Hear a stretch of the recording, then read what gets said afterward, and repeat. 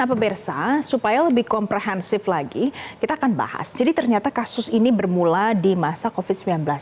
Nah, pada saat itu ICW sudah membuat kajian tentang hal ini. Lantas apa kata ICW setelah Nadiem Makarim tadi buka-bukaan? Kami sudah terhubung bersama PLT Koordinator ICW, Almas Syafrina. Mbak Almas, selamat pagi. Halo, selamat pagi Mbak.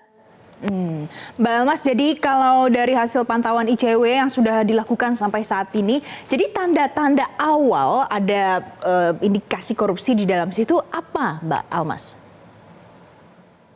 Ya, di tahun 2021 kenapa kami membuat kajian yang kemudian ujungnya adalah merekomendasikan Kementerian Pendidikan pada saat itu untuk mengkaji ulang dan menghentikan sementara rencana belanja laptop dan perangkat teknologi informasi komunikasi. Satu, kami melihat dari kebutuhannya. Pada saat itu masih pandemi COVID-19 begitu ya, dan kami melihat bahwa ada kebutuhan-kebutuhan mendesak lain yang penting untuk mendapat perhatian dan alokasi anggaran dibanding belanja laptop atau perangkat TIK pada saat itu.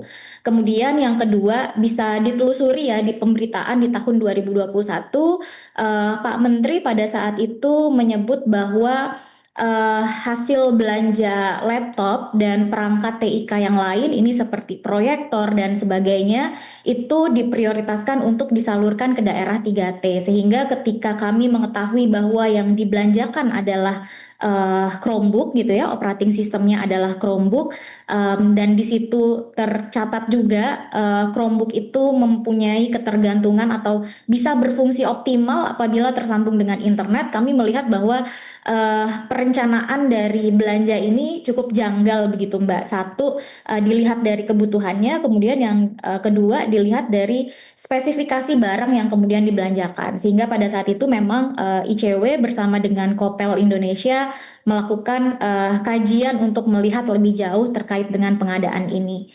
Begitu.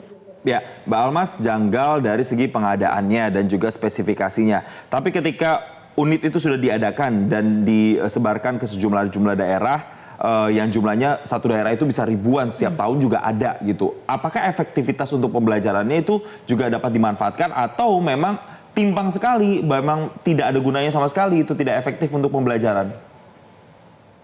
Nah, itu yang juga menjadi pertanyaan kami ya setelah Kementerian Pendidikan melakukan belanja pengadaan barang dan jasa berupa Chromebook, karena satu, ini juga pentingnya transparansi dalam sektor pengadaan barang dan jasa. Nah, ketika kami melakukan penelitian, ini kan masih di tahap perencanaan belanja ya, dan pada saat itu kami tidak menemukan informasi belanja laptop Kemendikbud ini akan didistribusikan kemana saja, ke sekolah mana saja. Jadi sebatas disebutkan bahwa pada saat itu ya sebatas disebutkan bahwa akan diprioritaskan untuk disalurkan ke daerah 3T, yang memang pada saat itu program ini bersamaan dengan program pemerataan internet yang ada di Kominfo terkait dengan pengadaan BTS dan sebagainya, sehingga satu sisi ada program digitalisasi pendidikan, sisi lain ada program pemerataan internet. Tetapi sama sekali kami tidak menemukan informasi terkait dengan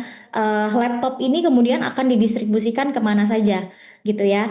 Seharusnya ini kan ada proses transparan sejak awal ya. Kalau kita buka misalnya informasi pengadaan barang dan jasa di SIRUP, misalnya Sistem Informasi Rencana Umum Pengadaan, ini kan harus detail spesifikasinya apa, kemudian rencana akan disalurkannya kemana begitu ya. Di website Kemendikbud pada saat itu kami juga tidak menemukan sama sekali, sehingga kami juga mempertanyakan terkait dengan penyalurannya itu akan disalurkan ke mana. Dan saya rasa di sini titik pentingnya adalah pihak-pihak yang berkaitan dengan proses pengadaan barang dan jasa di sini bersikap kooperatif terhadap penanganan perkara yang dilakukan oleh Kejaksaan Agung begitu.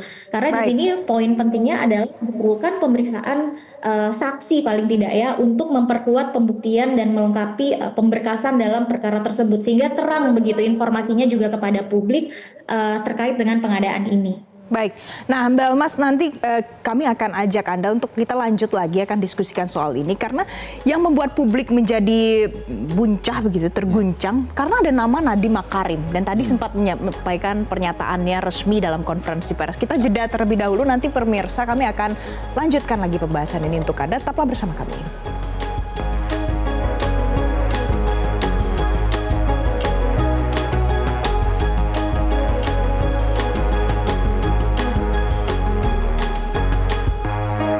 Kembali kami lanjutkan perbincangan terkait dengan kasus korupsi yang juga menyeret nama Nadiem Makarim. Kita kembali lagi ke Mbak Almas.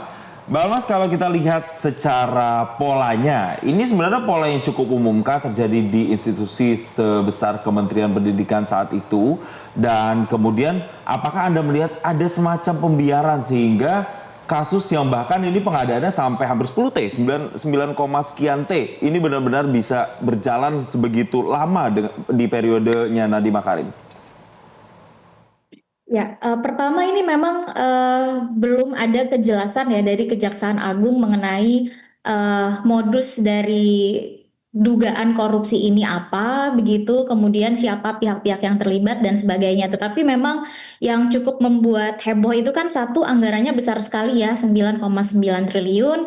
Kemudian terkait dengan pendidikan, di mana pemerintah itu sering sekali menyebut bahwa anggaran pendidikan misalnya untuk membebas biayakan pendidikan dasar dan sebagainya itu tidak cukup gitu ya. Dan yang ketiga melibatkan nama besar ini Pak Nadiem Makarim yang juga disebut-sebut.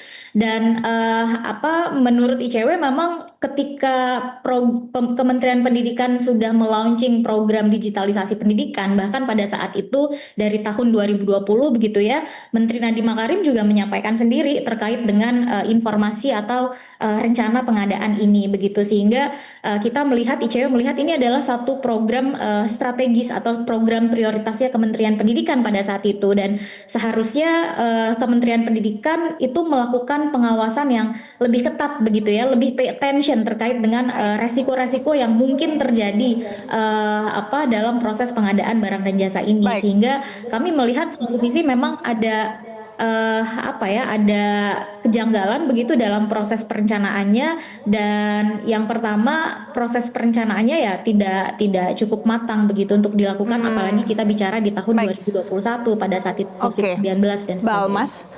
Almas ini kan berarti soal pengadaan barangnya adalah Chromebook. Nah di sana ada nama Nadiem Makarim. Apa potensi yang mungkin saja bisa menjerat seorang Nadiem Makarim? Ya, pertama kalau dalam proses pengadaan barang dan jasa, Stafsus itu tidak punya kewenangan langsung ya Mbak ya. Apalagi ini kan metode pengadaannya atau metode pemilihan penyedianya adalah e-purchasing. Jadi belanjanya melalui katalog elektronik yang sudah di-develop oleh pemerintah begitu.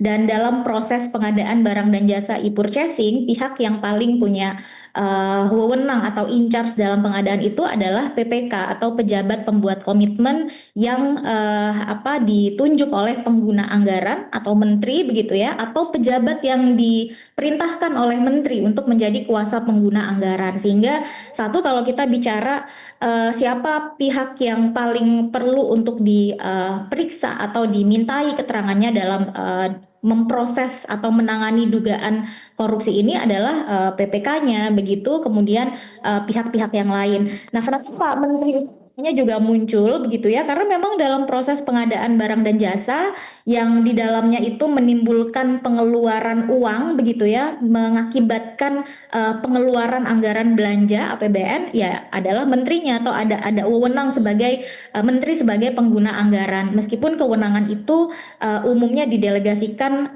kepada kuasa pengguna anggaran. Tetapi kita melihat bahwa satu, ketika bicara program pengadaan barang dan jasa yang merupakan kegiatan prioritas kementerian, kemudian anggarannya cukup besar dan sebagainya, ya pasti salah satu pihak yang disorot adalah pengguna anggarannya, atau dalam konteks ini adalah menterinya. Apalagi kemudian dalam proses penanganan perkara ini, Kejaksaan Agung juga melakukan penggeledahan dan memanggil pihak-pihak untuk diperiksa adalah Stafsus. Sehingga pertanyaannya, Stafsus ini punya wewenang apa dalam dalam proses pengadaan barang dan jasa atau pengeluaran APBN itu kan tidak punya ya, sehingga perlu ditelusuri siapa yang apabila memang Stafsus punya peran di situ, siapa yang memberikan kewenangan Stafsus atau memberikan perintah Stafsus untuk punya peran dalam proses pengadaan barang dan jasa. Kita lihat nanti bagaimana penelusuran yang dilakukan Kejagung ini akan bermuara. Tadi Mbak Almas seringkali bilang siapa yang bertanggung jawab. Tentu ini juga menjadi pertanyaan, siapa nanti yang akan ditetapkan sebagai tersangka atas pengadaan 9,9 triliun rupiah atas Chromebook ini. Kita akan tunggu bersama. Terima kasih PLT Koordinator ICW Almas Syafrina telah bergabung bersama kami di Selamat Pagi Indonesia. Terima kasih Mbak Almas. Jelajahi cara baru mendapatkan informasi. Download Metro TV Extend sekarang.